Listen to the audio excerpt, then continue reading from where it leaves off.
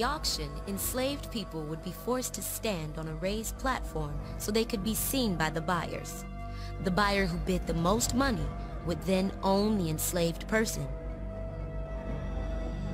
It was at the auctions where African families were split apart.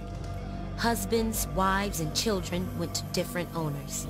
Many never saw each other again. No event was more traumatic in the lives of enslaved people than the forcible separation from their families. Gentlemen, gather round as advertised. For Black Friday, fine cargo, healthy slaves. Fine cargo, black slaves for auction today. Dr. Johnson here, one of our famous veterinarians of the area. We're going to check out these slaves, assure you they're in fine health. Go ahead, Dr. Johnson. I will do that. Thank you very much, Mr. Pettit. I might say that this is a beautiful day for an auction. We got some fine stock here, fine stock. You gonna got some strong boy there. Look at that, no say. Fit. Work all day long, loves picking that guy. Don't you, boy? Huh? Huh? Come on. Good teeth, solid, strong bone here. You got your mom, man. Now, this boy, he came over plantation. Gave us a little trouble, but now he's all right with himself. Ain't that right, boy? Yes. You all right with yourself? Yes, sir. Right. No more problems with him, Mr. Pettit. Oh, you got a fine young lady here. Very young, you're very young. Childbearing, having a cooking, cleaning, does everything, right? And we got Jemima here. Jemima? That's right. Now, we took her off a farm. She's been working over 17 years, right? Now, you never had no problem, man. They just did you? No, she didn't. She got a little hurt on the way over here on the wagon there. That's okay. She's okay, Miss Pettit. Miss Pettit, don't worry, thanks. Don't worry. Calm her down, boy. Calm her down. There's her husband, Mr. Pettit. There's her husband. So you get 2 for 1 here. 2 for 1. Calm down. We're gonna have you home any minute now. Mr. Pettit, like I said, I am a certified veterinarian, as you know. And I certify with a certificate of authenticity that each one of these is prime stock. You will have no problems whatsoever with any of these individuals. They will work as hard as you want them to work. Cotton picking, doing house chores. He's a good boy here. He's a house good for that. You like him for that. No Thank problem. you very much, Dr. Johnson. Well, you're very much welcome, then, Mr. Pettit. Please step forward, Sam. This here's Sam. Ain't a lick of age on this Sam. This man healthy, open your mouth, show him your teeth. Show him your teeth. What are you trying Ain't got a lick of age here. What are you trying to achieve? We're gonna sell this man right here, right now. Really? Jump up and down, show him. Show him how lively, go on, show him how spry you are. $1,000 for this man, $1,000. Gentlemen, who get $1,000 for Sam? Say, good feel, get $1,000, get over there, Sam, go on. All right, we got your mom in, step forward. What you got? Gentlemen, ain't a lick of intelligence on this at all. This never run away, got no lash on his back. Show him your teeth, Sam. Show him your teeth. Now, he don't mind being hit every once in a while, but no lash on his man. This show him your hands. Show him your hands. These hands, good for planting rice, picking cotton. Very good. Knows some carpentry also. $1,200 for this. Why are you doing this? Why do you think this? This is a slave auction. Be as offended as you want. I don't appreciate it. I think Don't it's appreciate it? Please, don't hurt him, please. Don't hurt Master. I think it's fucked up. Don't hurt Master, please.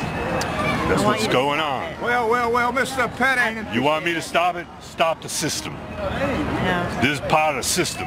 Doing this boy a favor here. Now, take a step back. Put him in good home. All right, gentlemen. Gentlemen, gather around.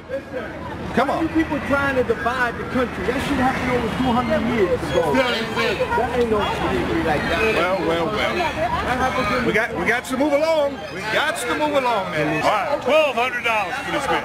$1,200. Take a step back. All right, we got a breeding wench here. This is a breeding wench, also no housework. $600 for this breeding wench here. Now the lick on her back, this slave never run away. $600. $700. Go on, get over there. Go on. I hope Trump passed a law and lock all you bastards. We got another household witch here. Get off that We got another household witch here. This woman know how to cook. She know how to clean. $600 for this woman here. $600 for this witch. Husband and wife. Good breeding stock. $700 for this wench. $700. Go on, get over there. Get over there. No, you stay right where you are. Degrade Gentlemen, people like that. Gather round. Somebody better than my people. Nah, I feeling that. How to read, no right. So we need to stop that in real life. We need to stop patronizing this bullshit and stop it. You work in the field, you work in the house, whatever you want. $1,000. $1,000. Look at it, stop having it, man. Ain't nobody better than me. Fuck that. Real man gonna stand up and try to sell me. You can't sell me.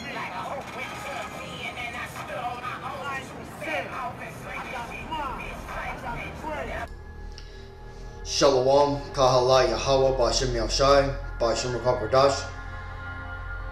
Double honors my teachers, the apostles and elders of Great Millstone. Peace and mercy to the elect with the house of David reborn again in this generation. And shalom to the 130 Yasharallah, who today are known as the Negroes, Latinos, and Native Americans, who before losing our true heritage, we were known as, and still are, the true Hebrew Israelites of the Holy Bible.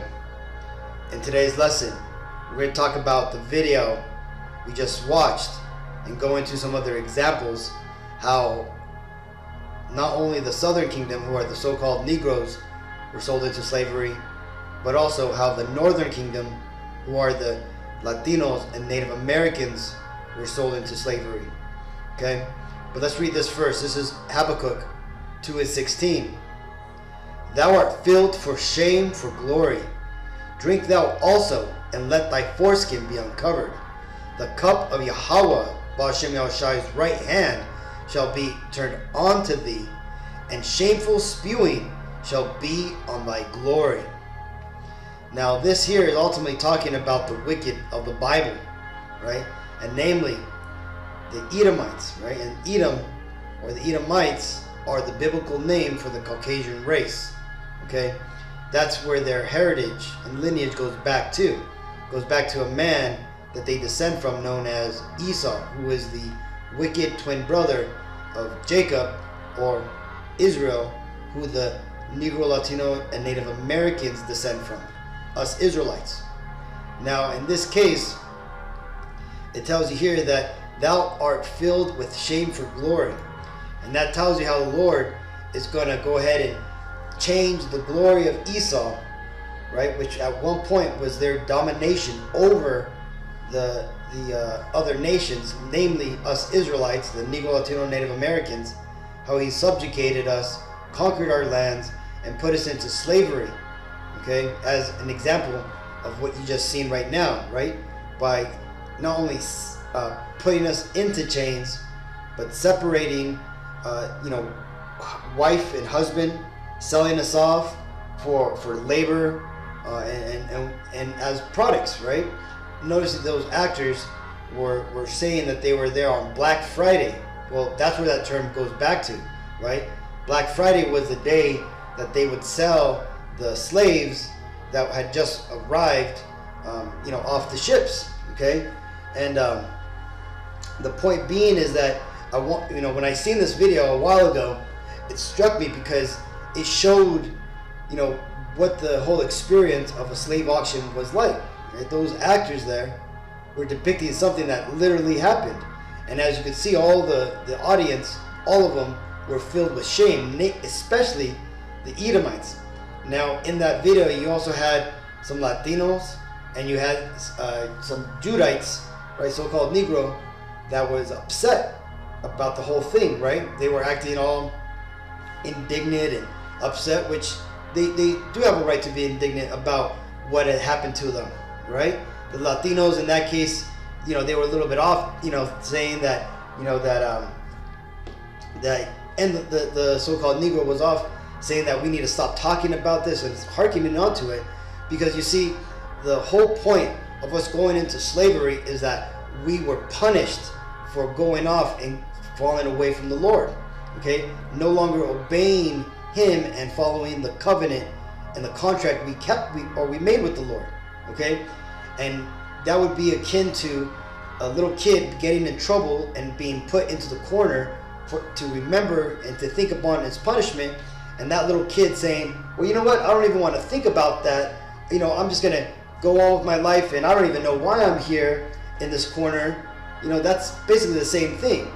So those two Israelites, you know, they're the Latinos and the so-called Negro, you know, though they were upset at seeing it, they didn't have the proper understanding of why that took place. Okay, and when I say the Latinos, you got to understand that us Latinos, we also were subjugated just like the so-called Negroes, right? And it actually happened to us about 100 years before it happened to the so-called Negroes in the North Atlantic slave trade, right? If we go to the Bible timeline, let's bring it over here real quick.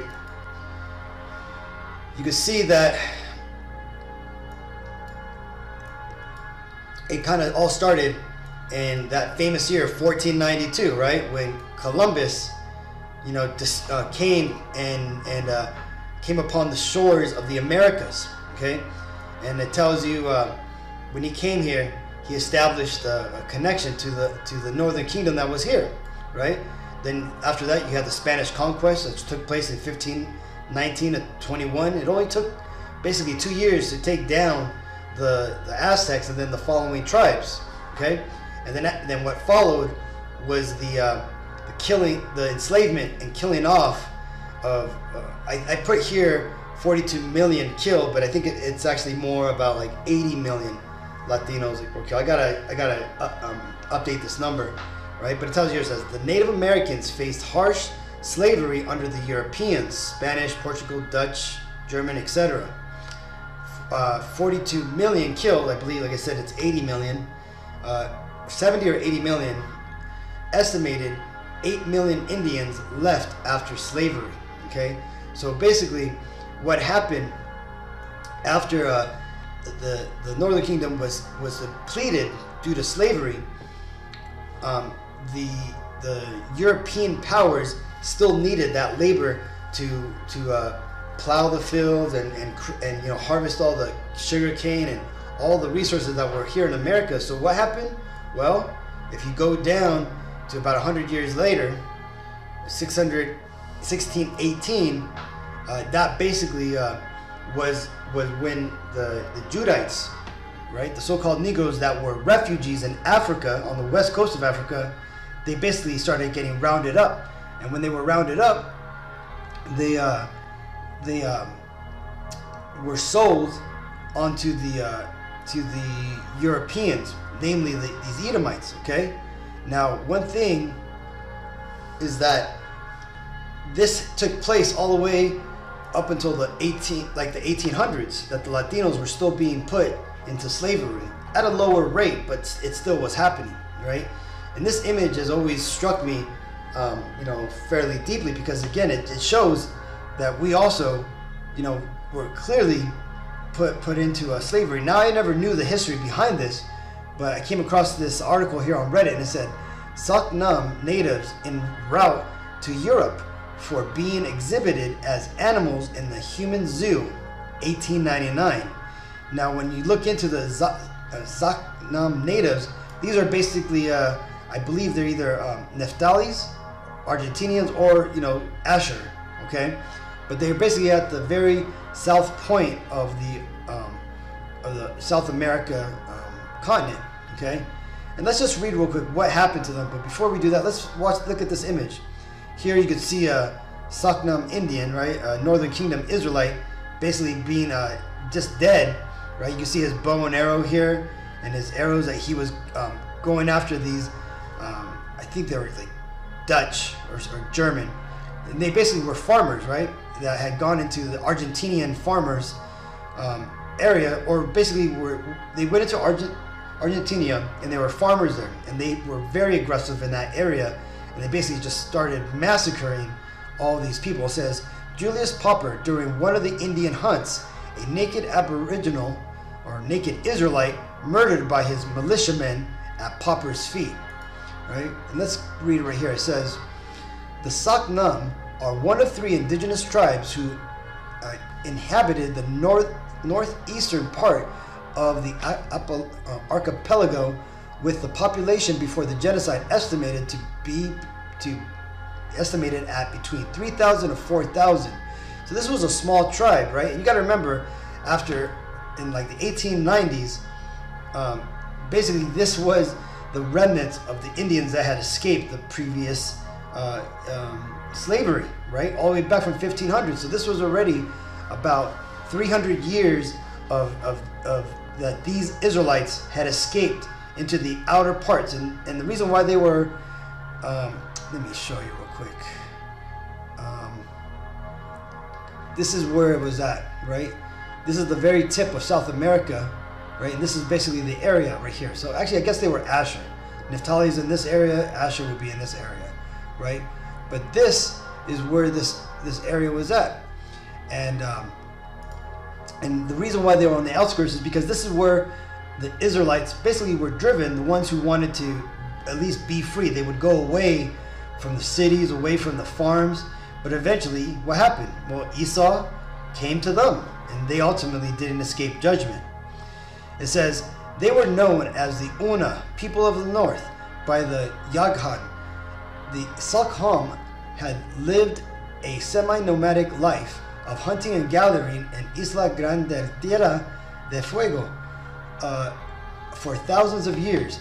And that's not true. Well, it would be more like hundreds of years, because again, we had arrived over here in the Americas about 600 BC, around that period, right? So, I guess like, yeah, about 1,000 years, but it wasn't thousands of years, right? See, the thousands of years were the previous group of people that were over here in the Americas that had built, basically the Adamites, that had built up the massive monolithic ruins that were over here that matched the pyramids and all the other ancient monolithic temples around the world that all line up, with the equator and all that type of stuff. But again, that's another lesson. But he says the name of the island literally means big island of land of the fire, which is the name of the early Spanish explorers gave it, as they saw the smoke from Saknam bonfires. They lived in the northeast with the House people to the east of the Maitri Peninsula, and the Yugan people to the west and the south, and in the central part of the main island and throughout the southern islands of the archipelago. I think, let's see, beginnings. So, and it kind of just goes through, if you want, let's see, publish scholar studies. Well, I'm like, you could pause the video and you could read this, but it's a fairly messed up story. It talks about how these Edomites, when they got into this area, they basically took over their land, these Israelites' land, used it for farming, and they basically,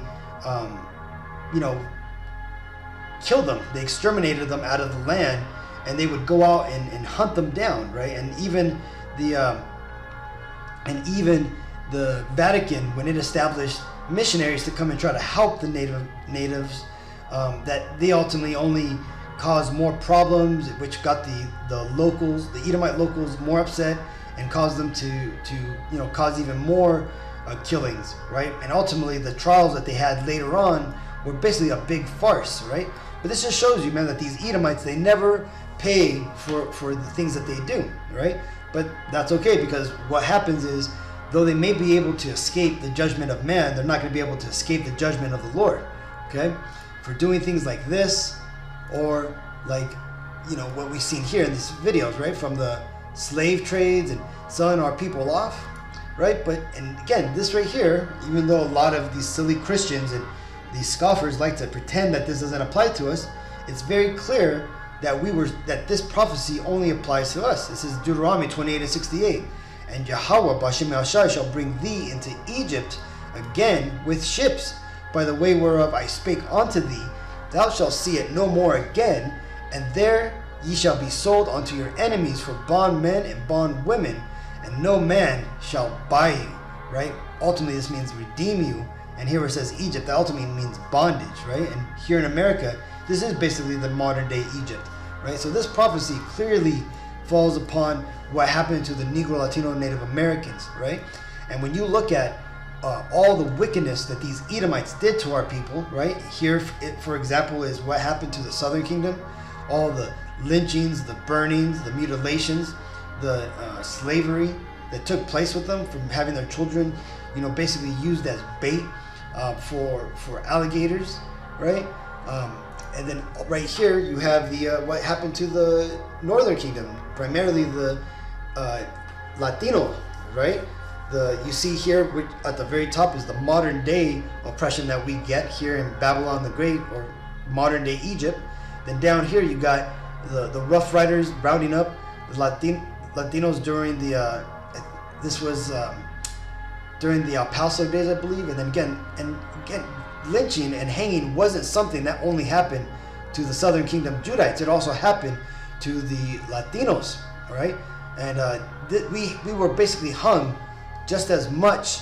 I think there was just as many recorded hangings of Latinos as there was of so-called Negroes, okay? The only thing is that modern day media and history does not share this and teach this in schools, right? This is why you have to go and do your own research and you find these records, okay? Here goes more Rough Riders, and you'll know that name Rough Riders by these images here, by the Teddy Roosevelt. I think he was a president of the United States who was also a Rough Rider, right? Basically, these cowboys that would go out and defend the borders, kind of like you have today, right? And here's other examples of how we were destroyed, we were put into slavery, if we didn't, just other forms of brutal European slavery that came upon the Northern Kingdom. And then here is another example of what befell the tribe of Gad, right, and the tribe of Reuben, right, the so-called Native American Indians. You have the Trail of Tears that took place under Andrew Jackson's watch, that devil president, right? They called him the Indian Killer, right? He basically evicted all the Indians off of their land and basically made them go into reservations. And then when it was found that oil was on that land, they ultimately, segregated them into even smaller areas. They also ended up being sold into slavery, right? But the problem is that, or the problem for Edom, that is that Indians did not make good slaves, right? They wouldn't breed in captivity, and they basically just didn't work. They would refuse to work, and they ultimately would prefer to die than work, right? But again, that's because they come from Reuben, which is as the scriptures say, the excellency of Jacob's power, right? They're a very proud tribe, right?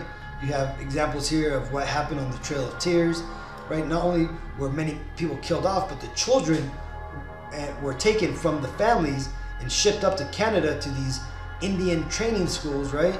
That Canada is being exposed for running, right? You had the purposeful alcoholism that was introduced to Gad, so that way these Edomites can get over on them, right? They're being chased down by the troop, as prophesied what happened to Gad in Genesis 49 and 19. But then also we see these images of smallpox that was caused by the infections of the blankets that were given to the Indians by the U.S. Cavalry, right? And then here's just more images of just, again, the wickedness of these Edomites, right? And the Most High did not forget all this stuff that's happening, right? And that's why this is written. This is Isaiah 33:1. Woe to thee that spoilest, and thou was not spoiled, and dealest treacherously, and they dwelt not treacherously with thee. When thou shalt cease to spoil, thou shalt be spoiled. And when thou shalt make an end to deal treacherously, they shall deal treacherously with thee.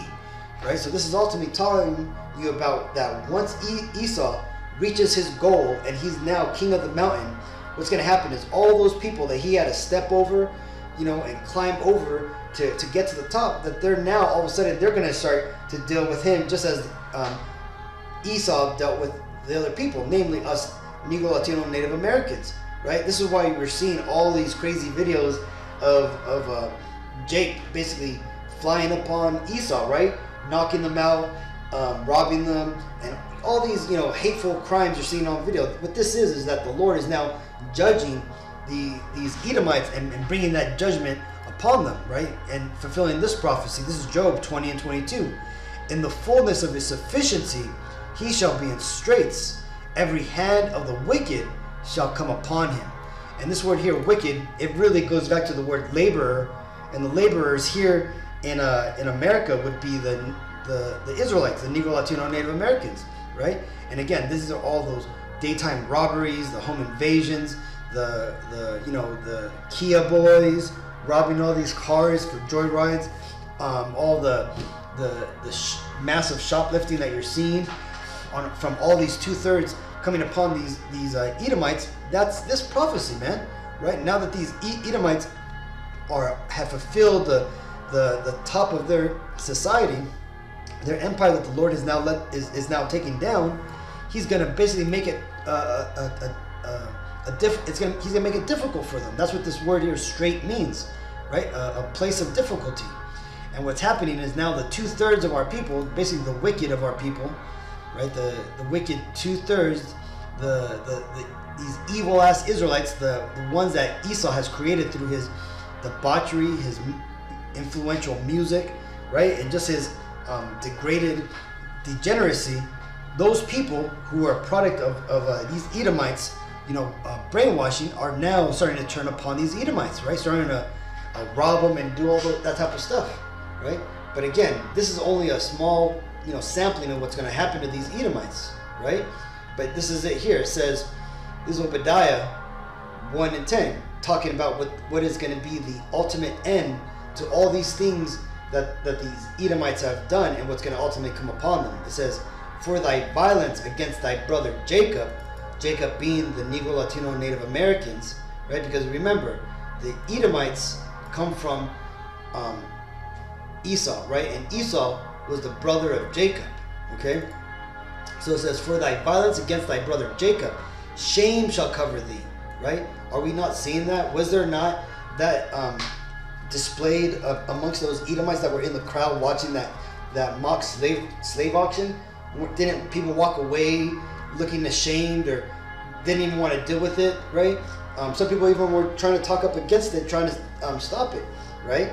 And it says, shame shall cover thee, and thou shalt be cut off forever. See, and that ultimately is the ultimate end to these Edomites, is that they are going to be cut off, forever. But that's only going to happen after 1,000 years of slavery that the Bible says that these Edomites are going to go through. Because again, once the Lord shows up, right? Because remember, we only got a few prophecies to play out. That being World War III and the chips, the mark of the beast, microchips being made mandatory. Then the Lord's going to show up, and basically all hell is going to break loose. Okay, and when that happens, what's the end of that's going to be that the world powers, namely these Edomites, are going to be taken out of power. They're going to be destroyed. And those that remain are going to be the elites that have managed to escape into their bunkers or in the remote areas and remote islands that they've purchased. And they're all going to be gathered up and put into slavery. And then for the next 1,000 years, they're going to go ahead and basically be slaves. And they're going to give birth back to all the other Edomites that had died off. They're going to come back through reincarnation, right? Through the loins. And all Edomites will go into slavery again, okay? Or they're going to be born into slavery, and that's all they're going to know. And then after 1,000 years, they're going to eventually be cut off forever, okay? And that's it. And then following that, it's going to be heaven on earth with the Lord reigning on the planet, the Israelites co-ruling and managing the world for the Lord, and the other 16 nations that are going to be permitted to go back into their lands are going to be, living their best life, enjoying the world and all the fruits thereof, and worshiping the one and true Lord, that being Yahweh and his son Yahweh Shai, right, which are the true Hebrew names for God and the Messiah, okay? So hopefully this video was edifying. Okay, until the next time, I want to give all honor and glory and praises to Yahweh Ba'Shem Yahushai, Ba'Shem Ruach HaKodesh, Double honors my teachers, the apostles and elders of Great Millstone. Peace and mercy to the elect. Shalom.